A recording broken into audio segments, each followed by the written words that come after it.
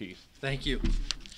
It is a pleasure to be here with somebody who is going to address what I believe is one of the biggest impediments to Ohio's job growth and our economic recovery.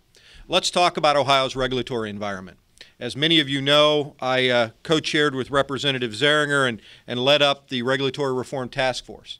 Now, this was a bipartisan group. It was put together with Democrats and Republicans, House members and senators, and we had 9 meetings across Ohio to talk to real Ohioans, real business leaders about Ohio's regulatory environment. And what we heard was not pretty. What we heard is capsulized, and if any of you want a copy of it, we still have extra copies with most of the testimony in here. It was capsulized in this report. It's really good reading. Really good reading. If reading a government report was ever good reading. This came out, and essentially this was adopted. The recommendations in this report were adopted unanimously by the bipartisan commission. And so that's important to remember. We didn't do this on a partisan front. Yes, Governor Strickland was the governor at the time. Yes, when we did this, he had already issued his executive order. What we found was a year after the executive order was out, we still had problems in Ohio in our regulatory environment. And I'll be happy to answer questions about that or go down that line.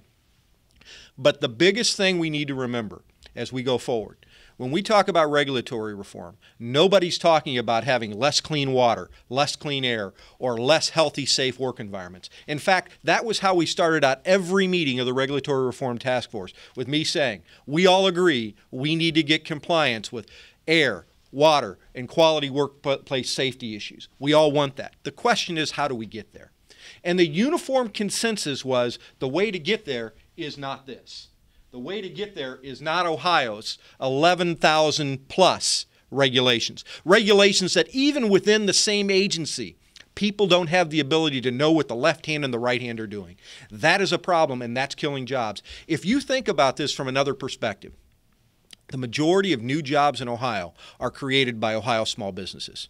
The SBA, not a state agency, the Small Business Administration of the federal government, their Office of Advocacy calculated that these regulations, small business regulations, those regulations that impact businesses less than 20, let me find the exact numbers, those businesses that impact, regulations that impact businesses of less than 20 employers, have a vastly disproportionate impact on small business, and to the tune of roughly $7,000 an employee to comply with regulatory burdens for small businesses versus about $4,500 for larger businesses. I can give you the exact numbers if you want to get to that, but you can find that data yourself from the SBA Office of Small Business. They, in fact, have testified before our Regulatory Reform Task Force, and those numbers are in there. Those are their numbers, not mine. And the reality is if we're going to grow and strengthen Ohio's economy, we need to foster an environment where our small businesses can be successful.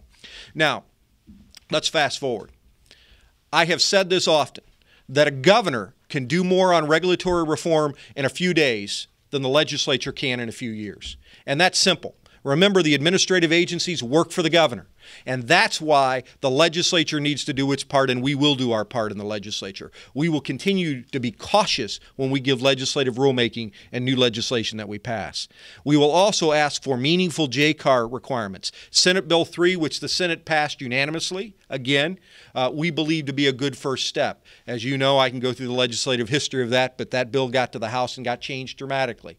The fact of the matter is, we will do our legislative part, but you need authority from the top. You need a governor who's going to say, yes, it is important for Ohio to have cost-benefit analysis when we make rules and regulations. It is important for Ohio to have regulatory flexibility analysis when we make regulations. It is important for Ohio to insist that our state workforce remember that they work for Ohio, not Ohio working for them. And that's why it's important that we have a governor that's going to insist on quality control and customer service standards for every state employee. Now, the fact of the matter is when we go through all of this, at the end of the day, Ohio does need regulations. I'm not here saying you can just throw all of these books away, but I think you can get to a regulatory scheme that works on common sense, not one that works on bureaucratic doublespeak. And that's the difference between a successful Ohio and an Ohio that's going to continue to struggle. Thanks, John. As we call this initiative,